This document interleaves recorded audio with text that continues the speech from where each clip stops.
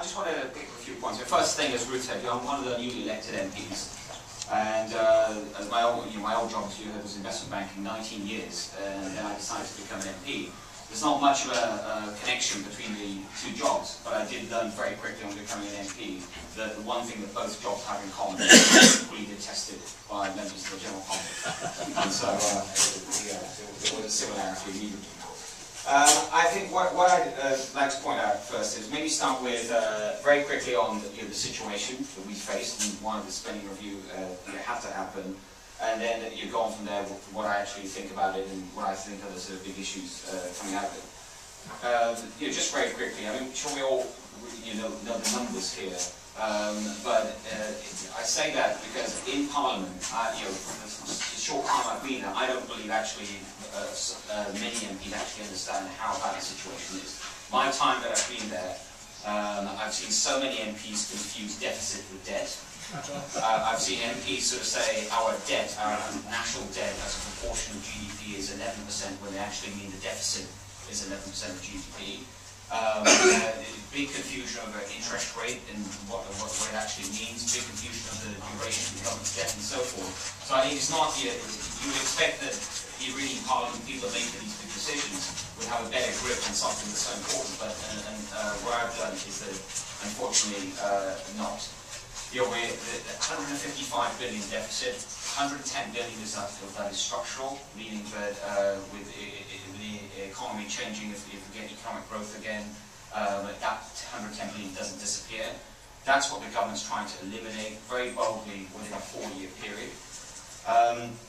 And it's something like that, as you know, has never been tried before. And my view is that when people say, especially our opposition in Parliament, that we're taking a big gamble with the economy and the health of the economy, I think the biggest gamble is actually not to have done anything at all. So that is the big risk, is that we did nothing, and we have to tackle this. I believe that had Labour actually won the election, they would have had to cut the deficit. I don't think they would have tackled it as aggressively as we realise you have to.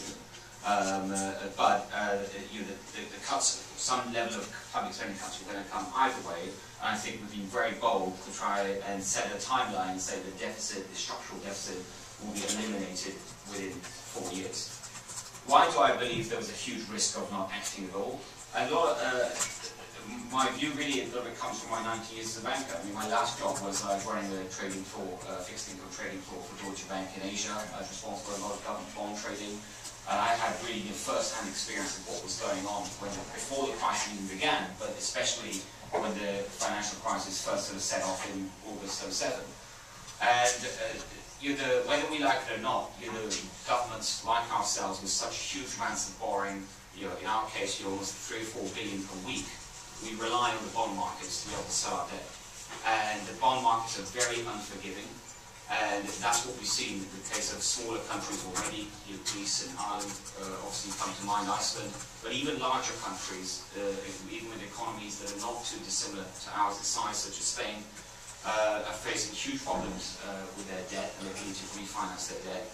And on top of that, for our economy, it wasn't just the government debt that existed, which is the official debt, which has almost tripled in 13 years, from about 330 billion to almost £1 trillion. But we also have, uniquely, a huge amount of what I call unofficial debt. All the unaccounted for liabilities, public sector pensions, liabilities being probably the largest amongst them, but many others, your PFI programs, which effectively all government debt, which are still unaccounted for in many ways, and we don't know the true number. And there's been many estimates of that, and I'd say that's at least well over another £1 trillion. So we had a huge debt problem, and we had to deal with it, because if we did anything else, the markets would be unforgiving, we wouldn't be able to sell our debt, and we would be back in the hands of the IMF. So in that context, clearly we had to make some aggressive changes in spending. And what was announced yesterday, many know, and I don't think it was a surprise for anyone in terms of where the cuts were falling. We all knew that NHS spending would be protected, as would international development.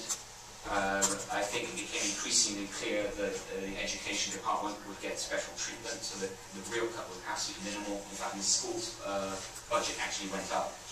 And side, that interest rate expenditure would rise despite these spending cuts from currently about 44 billion in this financial year. It's still going to rise to around 64 billion by the end of this Parliament, and that had to be accounted for. And then lastly, you have all the entitlement programs, on welfare, pensions, and so forth, which would be much harder to change and shift. So once you take that into account, we all knew that the actual cuts in the individual departments would be somewhere around, in the unprotected departments, somewhere around 25 to 30%. What we don't know yet is really how those cuts are going to manifest themselves over the next few years.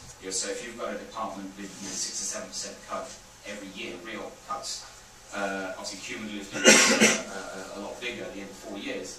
But I don't think there's enough information yet on how those individual cuts are going to be made. I actually don't think that many ministers know exactly where all those cuts are going to come from yet. And we know that when they do start coming and they do start rising, that's when it's going to actually cause most pain.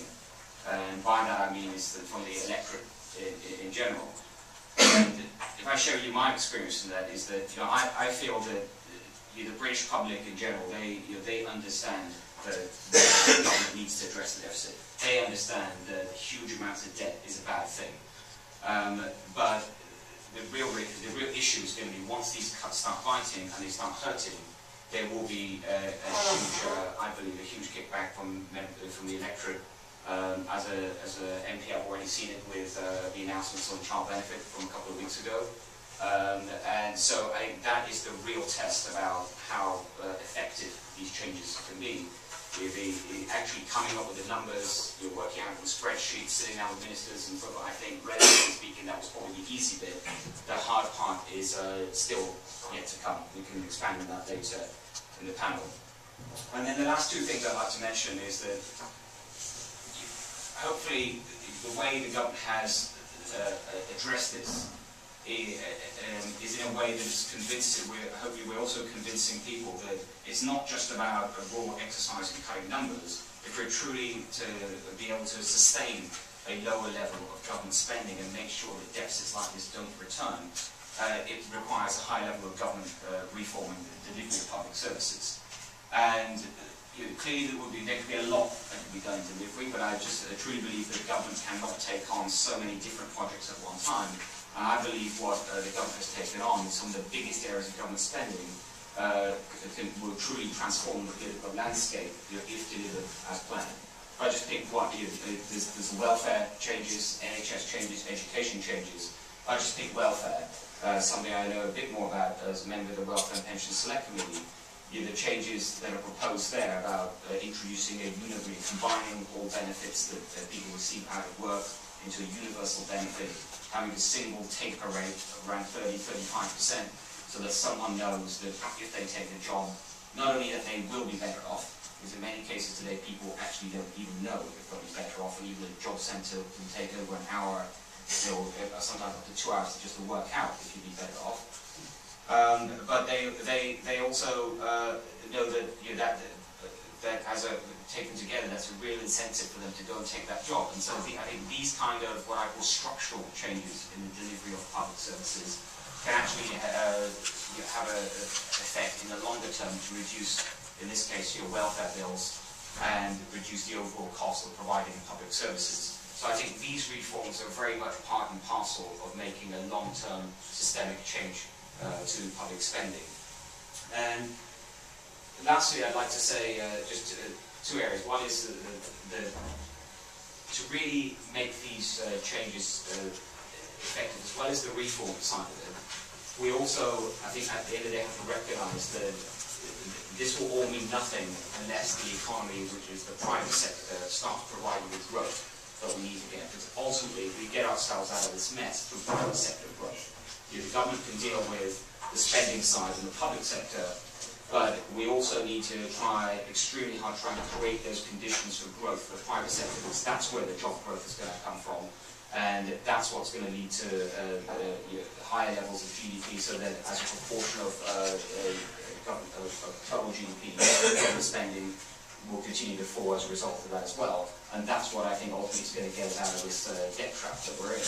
And so I think the next phase that the government has to deliver, and there is a white paper on this coming out soon on the pro-growth measures, is really on what I call the supply side, making sure that we are the most business-friendly government that can exist, and not just taking an axe to spending as we did, but taking an axe to regulations, looking at taxes, realizing that in some cases certain tax reductions will actually increase revenue as well as increase entrepreneurship and business generation.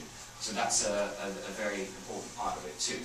So taken together, I think what happened yesterday, yes, clearly you can find other areas to cut, but I think it was enough to bring back confidence to the markets, and the next stage of delivery now has really got to be to get on with these reforms and also to introduce more pro-growth measures. Thank you.